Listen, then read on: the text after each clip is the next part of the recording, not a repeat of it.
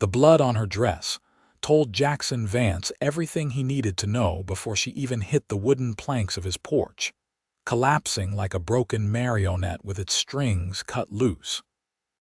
He had been sitting in his weathered rocking chair, watching the Texas sunset paint the sky over Presidio in shades of orange and crimson, when the woman stumbled into his yard from the direction of the Rio Grande. Her belly was swollen with child, her face pale as moonlight, and her breathing came in ragged gasps that sent ice through his veins despite the September heat of 1881. Jackson was on his feet before his mind caught up with his body, his coffee mug shattering against the porch as he lunged forward to catch her. She was lighter than he expected, or perhaps his adrenaline made her seem so. Her eyelids fluttered, revealing eyes the color of storm clouds, and she tried to speak, but only a whispered gasp escaped her cracked lips. "Easy now," he said, his voice steady despite the hammering of his heart. "I have got you." He kicked open his front door and carried her inside, laying her gently on his bed. The sheets would be ruined, but that was the least of his concerns. The woman's dress was torn and dusty, stained with what looked like dried blood near her shoulder. Her breathing was shallow, her skin clammy to the touch. Jackson had delivered foals and calves in his 30 years of life, but never a human baby, and the prospect terrified him more than facing down rustlers or rattlesnakes ever had. "Please," she whispered, her hand reaching out to grasp his wrist with surprising strength. "My baby, save my baby." "I will do everything I can," Jackson promised, though he had no idea if he could keep that vow. "What is your name, Olivia?" she breathed. "Olivia Harper." "Olivia, I am Jackson. You are safe here, but I need to know how far along you are and what happened to you." Her grip tightened. 9 months, maybe more. The baby is coming, I can feel it." A spasm of pain crossed her face, and she arched her back with a cry that chilled him to his core. "He found me. Marcus found me. I ran. I had to run." Jackson's jaw tightened. He had heard enough stories of men who believed they owned women like property to understand the terror in her voice. "He will not touch you here, I give you my word." He moved to the basin in the corner and pumped water into it, grabbing clean cloths from his cupboard. His hands shook slightly as he wrung out the cloth and returned to her side. Olivia's contractions were coming faster now, each one making her gasp and clutch at the sheets. Jackson knew enough about birthing to understand this baby was coming whether he was ready or not. He had no choice but to help her through it. "The nearest doctor is in Fort Davis," he said, calculating the distance in his mind. "That is a full day's ride, and you do not have that kind of time." "I know," she panted, tears streaming down her face. "Please, I cannot lose this baby. It is all I have left." Something in Jackson's chest cracked open at those words. He had lived alone in this small ranch house for 5 years, ever since his parents had died of fever, choosing solitude over the complications that came with letting people close. But looking at this terrified woman, fighting for her life and her child's, he knew his quiet existence was about to change forever. He rolled up his sleeves and washed his hands thoroughly. "Then we will do this together. Tell me what you need." The next hours blurred together in a haze of sweat, tears, and determination.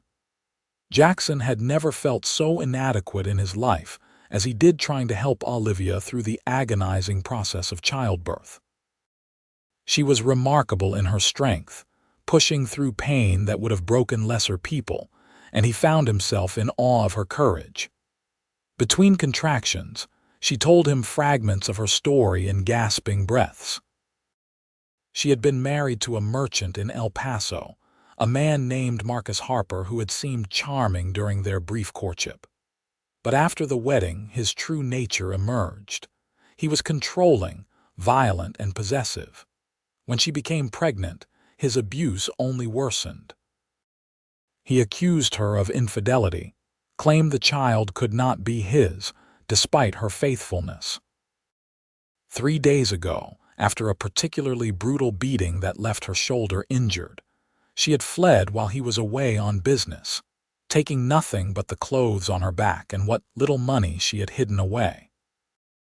She had traveled on foot, hitching rides on wagons when she could, heading west toward California where she had distant family. But the journey had been harder than she anticipated, and her body had given out just as she reached Presidio. Jackson's ranch was the first sign of shelter she had seen, and desperation had driven her to his porch. "You are incredibly brave," Jackson said, wiping her forehead with a cool cloth. "Most people would have given up." "I am not brave," Olivia said, her voice weak but determined. "I am just a mother protecting her child."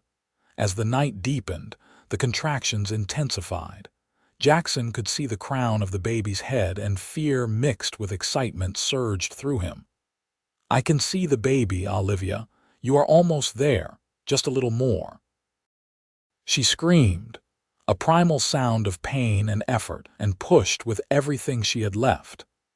Jackson's hands trembled as he supported the emerging infant, praying he would not make a mistake that could cost them everything. The baby's shoulders cleared, then its body, and suddenly Jackson was holding a tiny, slippery, squirming human being in his hands. For a moment, there was only silence. The baby's face was scrunched up, its skin bluish in the lamplight, and Jackson's heart stopped. Then he remembered what he had seen others do with newborn calves, and gently cleared the infant's nose and mouth with his finger. He rubbed its back firmly, and the baby gasped, then let out a wailing cry that was the most beautiful sound Jackson had ever heard.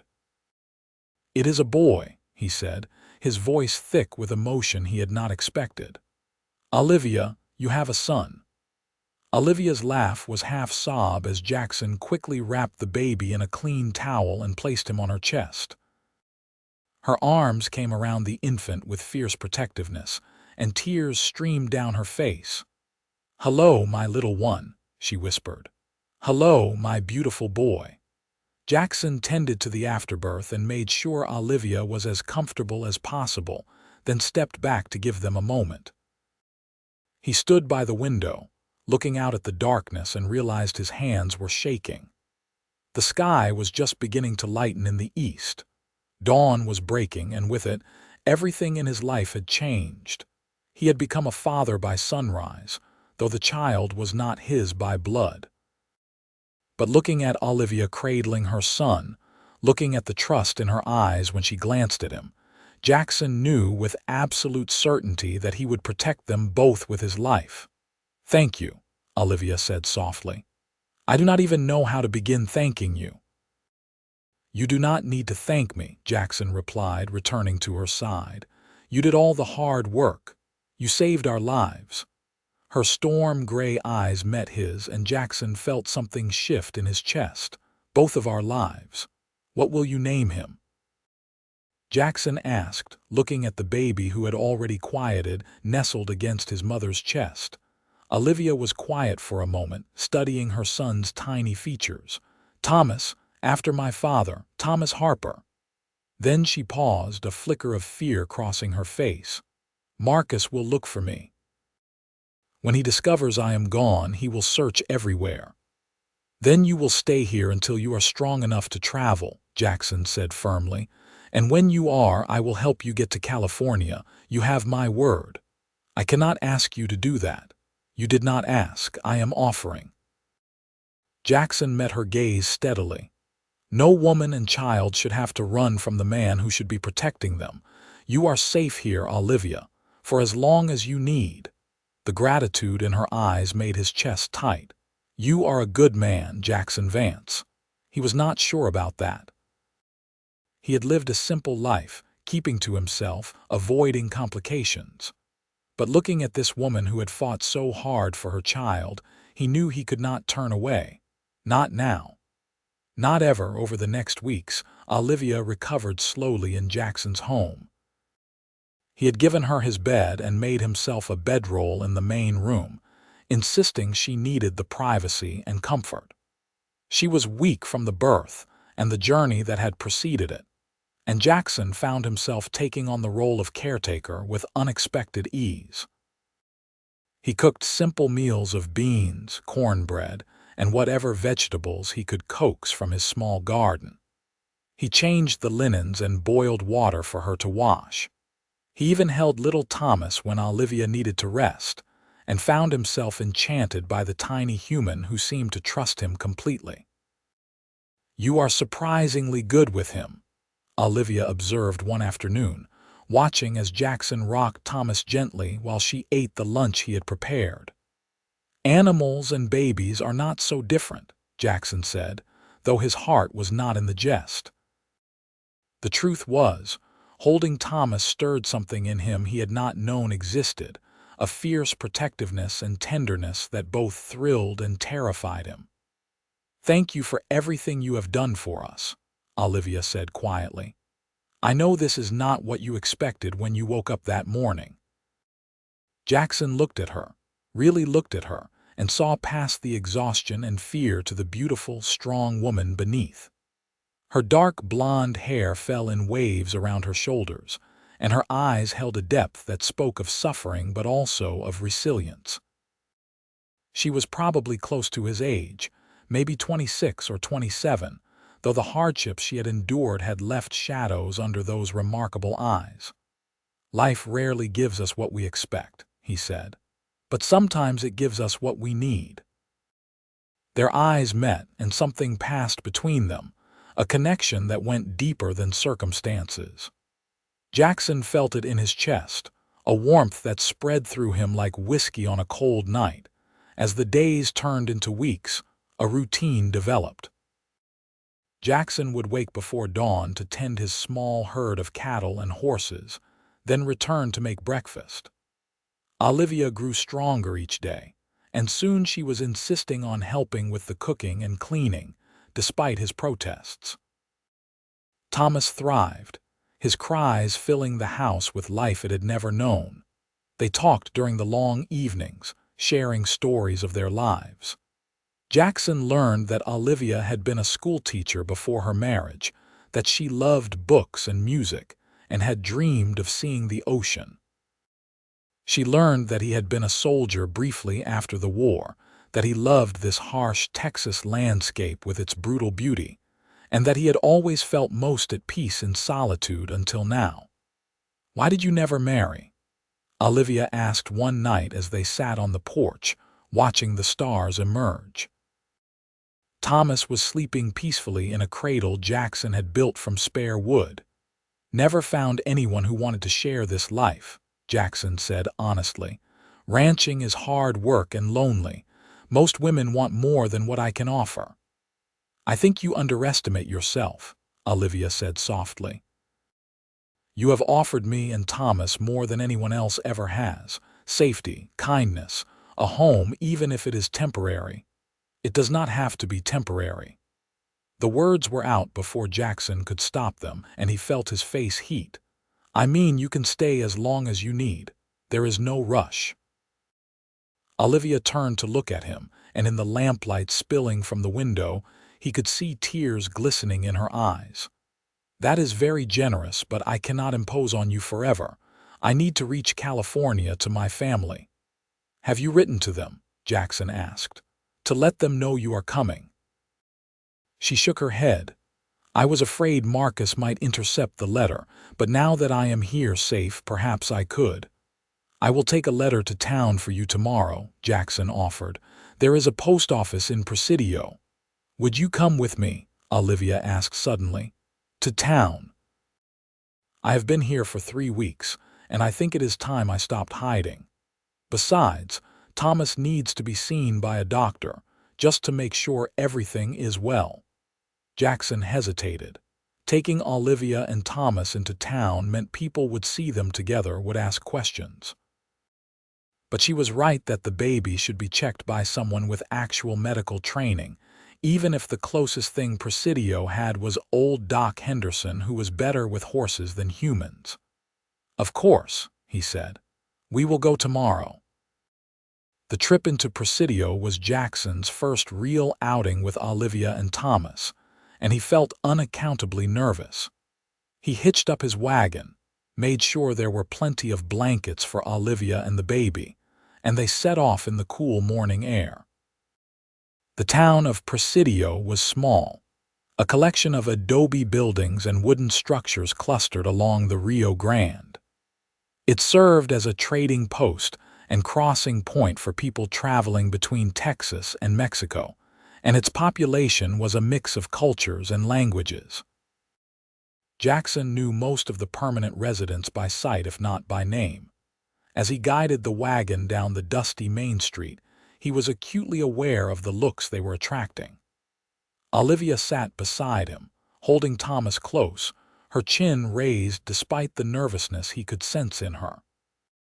"Let them look," he murmured. "We have done nothing wrong." "I know," she said, "but I worry about what they will think, about what they will say about you." "I do not care what they say about me," Jackson replied truthfully. "My concern is for your safety and reputation." They stopped first at Doc Henderson's office, a small building that smelled of carbolic acid and tobacco. The old doctor was gruff but thorough, examining Thomas with gentle hands. "Fine, healthy boy," he pronounced. "You did good work delivering him," he added to Jackson. "It was all Olivia," Jackson said quickly. "I just helped." Doc Henderson's shrewd eyes moved between them. "You two married?" "No," Olivia said quietly.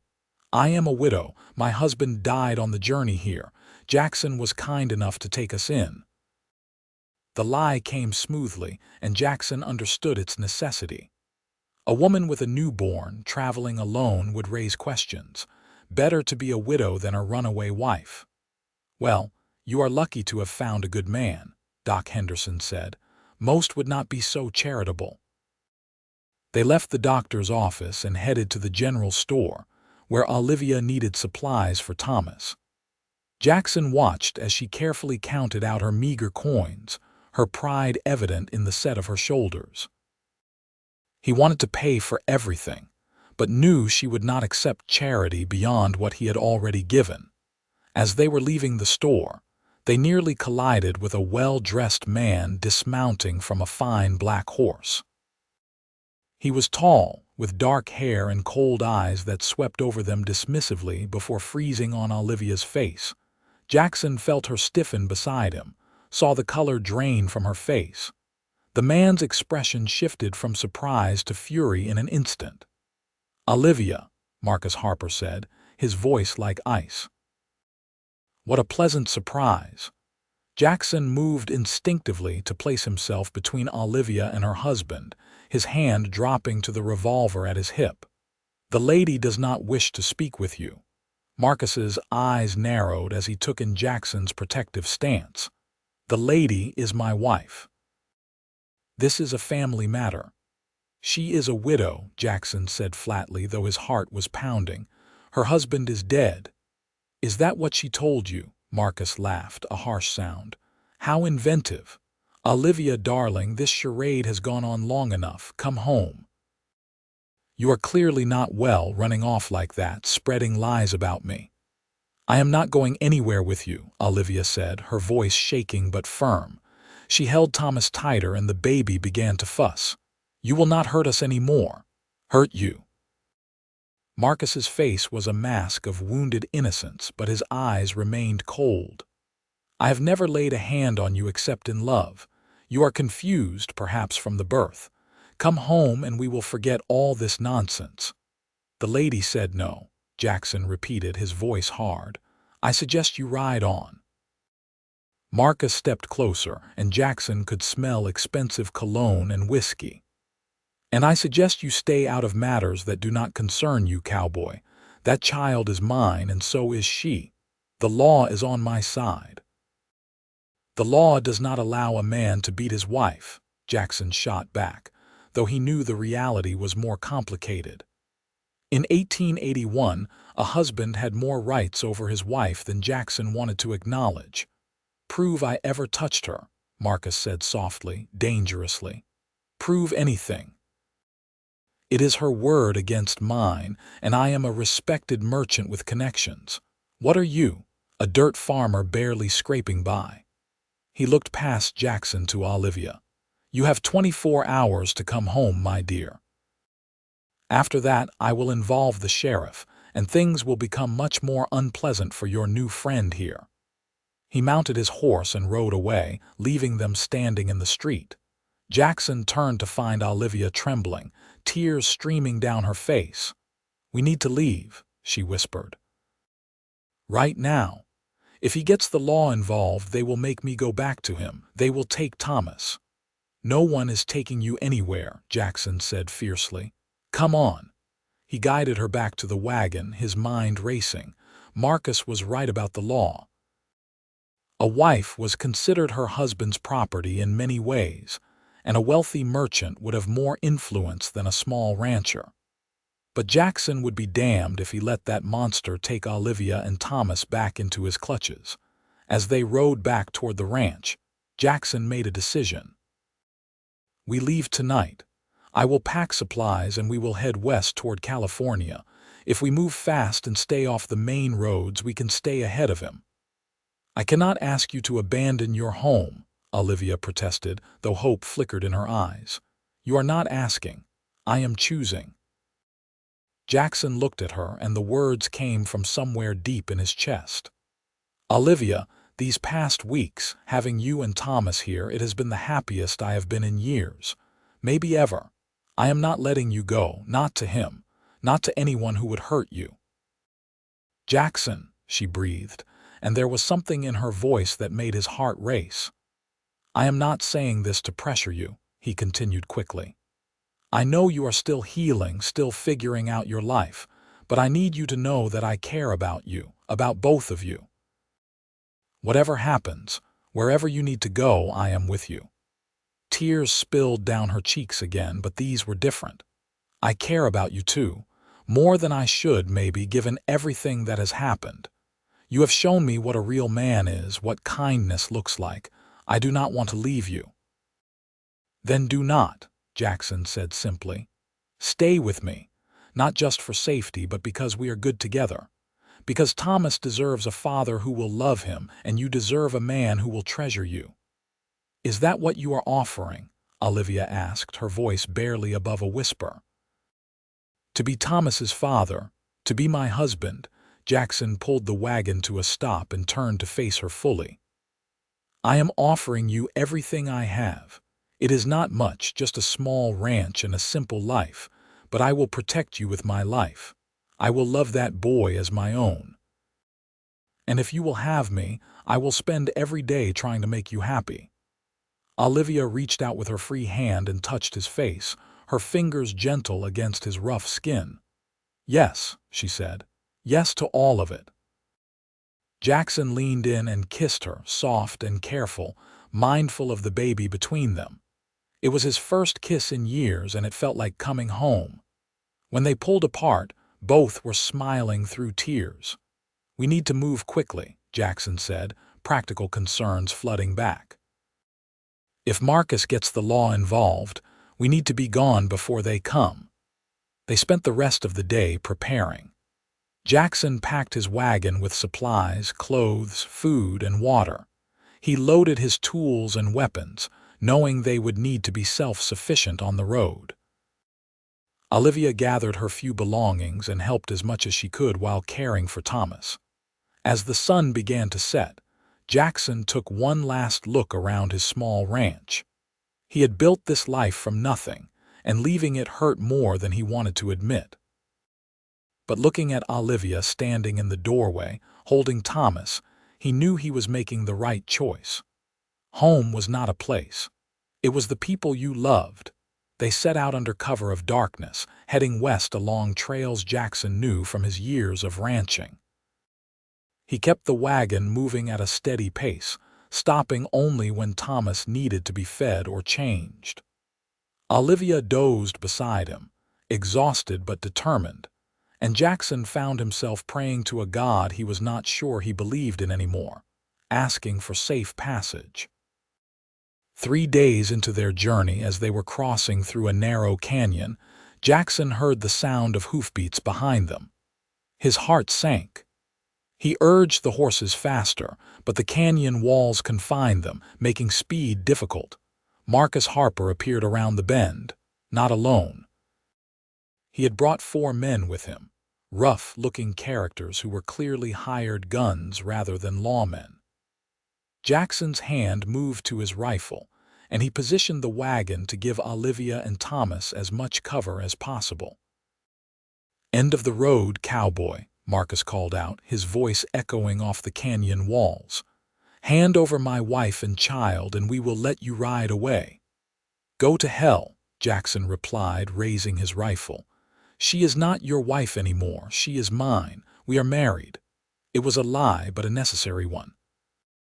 Marcus's face contorted with rage. "You lying bastard. There has not been time to get married. Even if there was, it would not be legal. She is already married to me." "Funny thing about Texas law," Jackson said, his mind working fast. "A marriage can be common law. We have been living as man and wife. That makes it legal enough." He had no idea if that was true, but it sounded convincing. Marcus seemed uncertain, his hired guns shifting nervously. They were thugs, not killers, Jackson judged, men who were tough in a fistfight but might balk at actual murder. "Olivia," Marcus called, trying a different tactic. "Come home. Think of our child. He needs his real father, not some cowboy playing house. I will forgive you for this madness. We can start over." Olivia stood up in the wagon, her voice ringing clear and strong. "That child is not yours, Marcus. You said so yourself, remember? You told me repeatedly that he could not be yours, that I must have been unfaithful. Well, if you believe that, then you have no claim to him." Marcus's face turned purple with fury. "You will regret this, Olivia. Both of you will." "The only thing I regret is not leaving you sooner," Olivia shot back. "Now leave us alone, or I will tell everyone in El Paso about what you really are, about the beatings, about how you nearly killed me when I was pregnant. I may not have the law on my side, but I have the truth, and I will make sure everyone knows it." It was a bold bluff, and Jackson held his breath, waiting to see if Marcus would call it. For a long moment, the two groups faced each other, tension thick in the air. Then Marcus wheeled his horse around. "You are not worth the trouble," he spat. "Keep her. She was always more trouble than she was worth, but do not come crawling back when you realize what you have gotten yourself into." He rode off, his hired men following, and Jackson did not lower his rifle until they were out of sight. Then he turned to Olivia, who had collapsed back onto the wagon seat, shaking. "You were magnificent," he said, his voice rough with emotion. "I was terrified," she admitted. "But I meant every word. I am never going back to him." "You will never have to," Jackson promised. "We are going to make it to California, and we are going to build a new life, together." They pushed on, traveling for another week before Jackson felt they were far enough from Presidio to relax. They stopped in a small town called Fort Stockton, and Jackson made good on his promise. He found a preacher and married Olivia properly, with Thomas bundled in her arms as they exchanged vows. It was a simple ceremony in a small church, with 2 strangers pulled in from the street as witnesses. But when Jackson slipped a simple gold band onto Olivia's finger, one he had bought with the last of his cash, it felt more real and meaningful than any grand wedding could have been. "I, Jackson Vance, take you, Olivia Harper, to be my lawfully wedded wife," he said, looking into her storm-gray eyes. "I promise to protect you, to cherish you, and to love you for all the days of my life." "I, Olivia Harper, take you, Jackson Vance, to be my lawfully wedded husband," she replied, her voice steady despite the tears on her cheeks. "I promise to stand by you, to trust you, and to love you with everything I am." When the preacher pronounced them man and wife, Jackson kissed her with all the feeling in his heart, and Thomas cooed between them as if offering his blessing. They continued west, following the wagon trails toward California. The journey was hard, filled with challenges Jackson had not anticipated. Water was scarce in the desert stretches, and the heat was brutal. Thomas struggled at times, and Olivia's strength flagged despite her determination. But they pushed on, united by love and purpose. At night, when they made camp under the vast Texas sky, Jackson would hold Olivia close while Thomas slept between them. They would talk about their future, about the life they would build in California. Olivia wanted to teach again, to use her education to help others.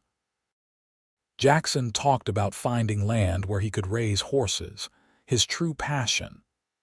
They dreamed together, and those dreams sustained them through the hardest parts of the journey. One night, about 3 weeks into their travels, Olivia lay with her head on Jackson's chest, listening to his heartbeat. "Do you ever regret it?" she asked softly. "Giving up your ranch your whole life for us?" "Never," Jackson said without hesitation. "That ranch was just a place. You and Thomas, you are my life now. I would give up 100 ranches for you." "I love you, Jackson Vance," Olivia said, tilting her head up to look at him. "I did not think I would ever love anyone again after Marcus. I did not think I could trust anyone. But you have shown me that love does not have to be painful. It can be gentle and kind and safe." "I love you too, Olivia Vance," Jackson replied, savoring her new name. "From the moment you collapsed on my porch, my life has been better, fuller, more meaningful. You have given me purpose." They made love that night for the first time, gentle and slow under the stars, mindful of Thomas sleeping nearby. It was nothing like the brutal encounters Olivia had endured with Marcus. Jackson was patient and tender, making sure she felt safe and loved every moment. Afterward, she cried, but they were tears of healing, of letting go of the past and embracing the future. The journey to California took nearly 2 months in total. They crossed from Texas into New Mexico territory, then into Arizona, each mile taking them farther from Marcus and closer to their new life. Along the way, they met other travelers, some friendly and others less so. Jackson proved himself skilled with his rifle, protecting them from threats both human and animal. Olivia showed her strength in countless ways, caring for Thomas in difficult conditions, helping to cook and clean their camps, and keeping their spirits up when the journey seemed endless. They finally crossed into California in late November, just as the weather was turning cold.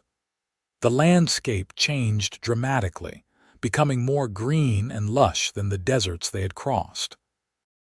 Olivia's distant family lived in a small farming community called Oakdale in the Central Valley, and that became their destination. When they finally arrived, dusty and exhausted but triumphant, Olivia's cousin Sarah nearly fainted at the sight of them. Sarah was a widow herself, running a small farm with the help of her 2 teenage sons. She had received no warning of Olivia's arrival, but she welcomed them with open arms. "I thought I would never see you again," Sarah said, hugging Olivia tightly. "When you wrote that you were getting married and moving to El Paso, I worried. Your letters stopped coming months ago." "I am sorry," Olivia said, holding Thomas close. "Things became complicated, but I am here now, and I want you to meet my husband, Jackson, and my son, Thomas." Sarah's eyes were shrewd as she looked between them, clearly sensing there was more to the story. But she asked no difficult questions, just welcomed them into her home and offered them a place to stay while they got established. Over the next weeks, Jackson and Olivia worked hard to build their new life. Jackson found work on a nearby ranch, proving his skill with horses and quickly earning the respect of his new employer. The pay was better than he expected, and he saved every penny, dreaming of the day he could buy his own land again. Olivia helped Sarah with her farm and began offering tutoring to the local children, her gift for teaching evident to everyone who met her. Thomas thrived in the mild California climate, growing stronger and more alert each day. Jackson marveled at how quickly the baby was changing, how his eyes focused on Jackson's face with recognition and trust. "He thinks you are his father," Olivia said one evening, watching as Jackson rocked Thomas to sleep. "I am his father," Jackson replied firmly. "Blood does not make a family. Love does." In the spring of 1882, Jackson had saved enough money to buy a small piece of land about 5 miles from Sarah's farm. It was only 40 acres, but it had good water and pasture, and it was theirs. He and Olivia built a small house together, working side by side, and when it was finished, they stood on the porch and looked out at their property with pride. "It is not much," Jackson said, echoing his words from months ago. "It is everything," Olivia replied, leaning into him. Thomas, now 9 months old, gurgled happily in her arms, reaching for Jackson. Jackson took his son and held him high, making the baby laugh. "Welcome home, Thomas. This is where you will grow up, where you will learn to ride and rope and be a good man." "And where his brothers and sisters will grow up too," Olivia added softly. Jackson looked at her sharply. "Are you saying what I think you are saying?" Olivia's smile was radiant. "I am pregnant, Jackson. We are going to have a baby, our baby." Joy flooded through Jackson so intensely he thought his heart might burst. He pulled Olivia close, careful of Thomas between them, and kissed her deeply. "I love you so much," he said against her lips. Thank you for everything." Their second child, a daughter they named Margaret after Jackson's mother, was born in January of 1883. The birth was easier than Thomas's had been, attended by a proper midwife and taking place in the comfort of their own home. Jackson held Olivia's hand through it all, and when the baby emerged, pink and screaming, he cut the cord himself with steady hands. "She has your eyes," Olivia said, exhausted but happy as she held their daughter. "And your courage," Jackson replied, stroking the baby's dark hair. Thomas, now a sturdy toddler, was fascinated by his new sister. Jackson taught him to be gentle, to help care for her, and watched with pride as the boy took his role as big brother seriously. Life settled into a happy rhythm. Jackson's horse breeding business grew steadily, his reputation for quality animals spreading throughout the valley. Olivia started a small school in their home, teaching a handful of local children who came eager to learn. Thomas and Margaret grew strong and healthy, and the little house rang with laughter and love. 2 years later, they welcomed a third child, another son they named Daniel. And 3 years after that, twin girls, Elizabeth and Catherine, completed their family. Their house expanded to accommodate the growing brood, with Jackson adding rooms as they could afford it. On summer evenings, Jackson and Olivia would sit on their porch, watching their children play in the yard, and marvel at how far they had come. Thomas was now 8 years old, tall and strong like Jackson, but with Olivia's thoughtful nature. He had no memory of the night of his birth, of Marcus Harper, or of the desperate flight across Texas. To him, Jackson was simply his father, the man who taught him to ride and read and treated him with unwavering love. "You ever think about that night?" Olivia asked Jackson one evening, her hand in his. "When I collapsed on your porch." "Every day," Jackson admitted. "I think about how different my life would be if you had not found me. How empty." "I think about it too," Olivia said. "How close I came to giving up. If I had collapsed anywhere else, if any other man had found me, Thomas, and I might not be here, but fate brought me to you." "Or maybe you brought yourself to me," Jackson suggested. "You had the strength to keep going when most people would have quit. You saved yourself, Olivia. I just helped." "We saved each other," she said, leaning her head on his shoulder. "And look what we built together."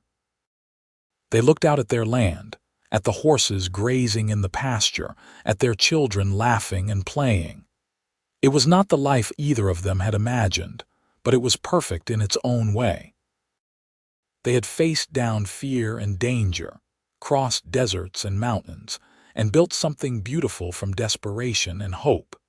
Marcus Harper became nothing more than a bad memory, a shadow that no longer had power over them.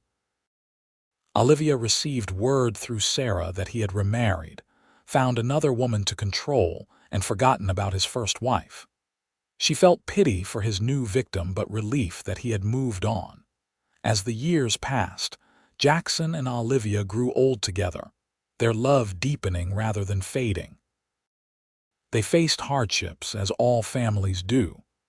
There were droughts that threatened their livelihood, illnesses that scared them, and the normal struggles of raising 5 children.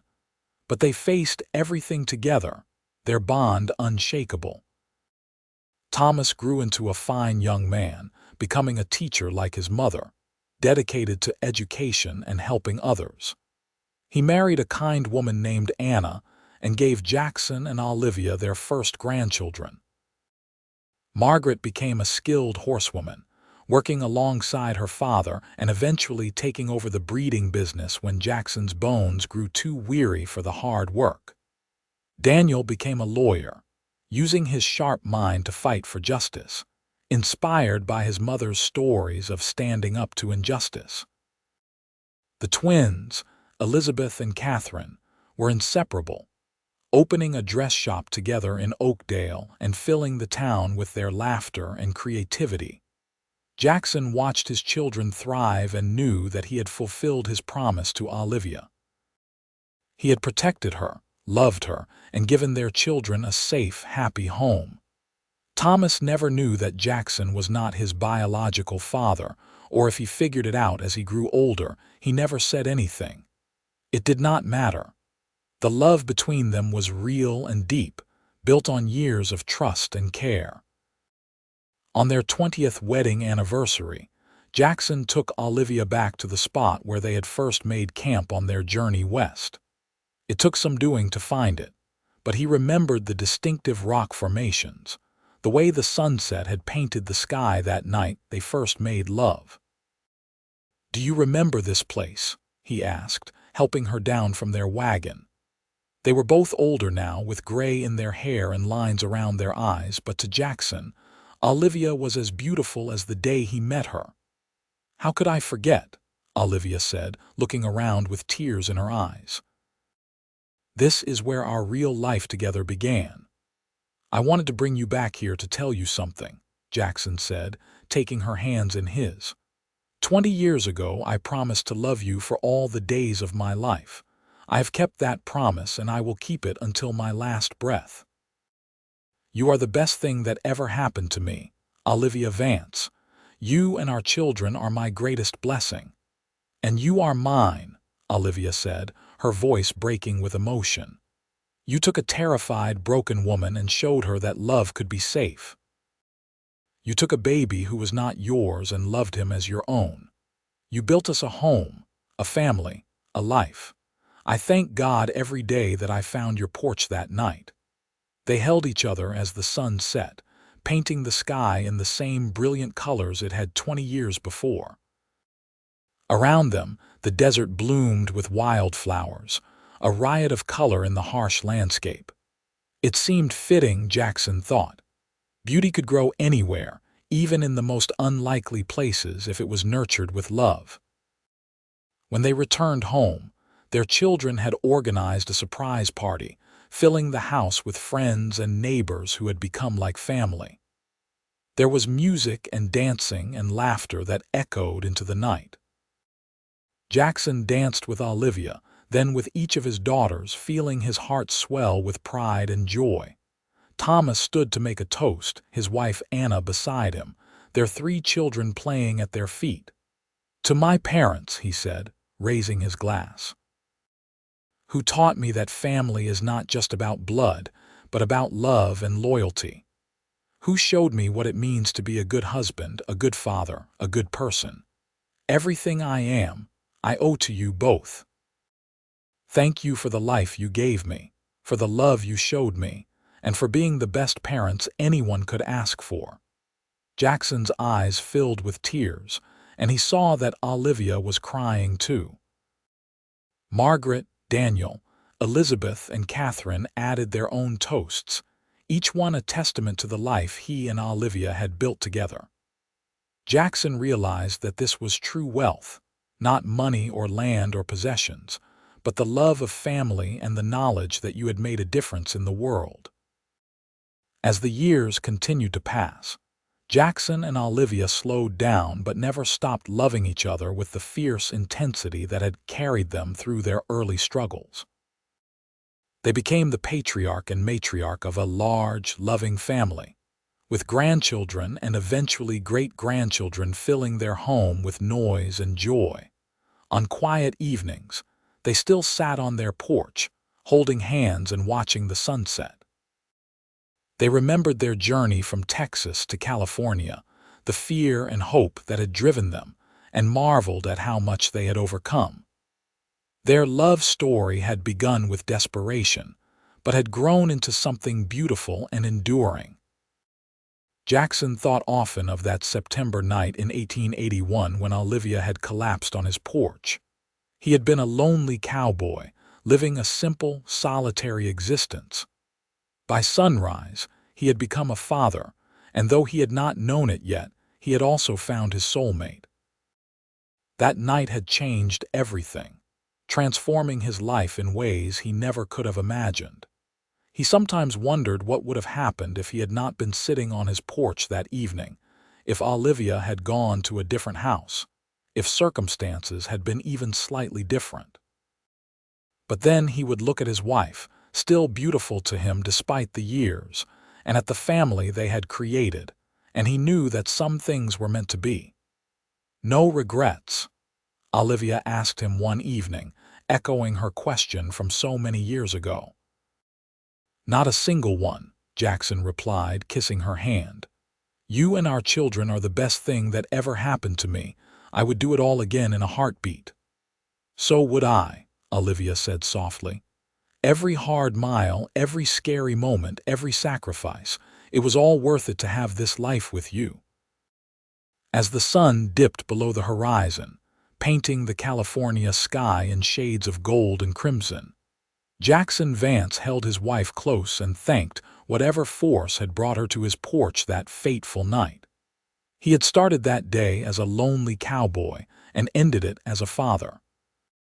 Now, decades later, he was a husband, father, grandfather, and great-grandfather, surrounded by love and family. It was more than he had ever dreamed possible, and it had all begun with a pregnant stranger and a cowboy's decision to help. Their story became something of a legend in Oakdale, passed down through generations. People spoke of the cowboy who gave up everything for love, and the brave woman who fled across the desert to save her child. But to Jackson and Olivia, it was simply their life, the path they had walked together, hand in hand. When Jackson Vance finally passed away at the age of 78, surrounded by his large, loving family, his last words were to Olivia. "Thank you," he whispered, holding her weathered hand. "For finding me, for loving me, for giving me a life worth living." "Thank you for saving us," Olivia replied, tears streaming down her face. "For being the man I needed when I needed him most. I love you, Jackson Vance. I will love you forever." Olivia followed him 2 years later, dying peacefully in her sleep in the house they had built together. Thomas, now a grandfather himself, stood at her funeral and told the story of his birth one more time, of how a cowboy had delivered him on a desperate night and then chosen to love him as his own. There was not a dry eye in the church. They were buried side by side on a hill overlooking their ranch, with a simple marker that read, "Jackson and Olivia Vance. They faced the darkness together and built a life of light." Their descendants continued to live in the Oakdale area, carrying on the values of courage, love, and family that Jackson and Olivia had instilled in them. The ranch stayed in the family for generations, a testament to the legacy they had created. And every year on the anniversary of that September night when a pregnant stranger collapsed on a lonely cowboy's porch and changed two lives forever, the family gathered to remember and give thanks for the love story that had started it all. It was a love born of desperation and circumstance, but it grew into something rare and beautiful, proving that sometimes the best things in life come when we least expect them, and that true love is about choosing each other every single day, no matter what challenges may come. Jackson and Olivia Vance had chosen each other on that first desperate night, and they continued choosing each other until their last breaths, building a legacy of love that would endure for generations to come.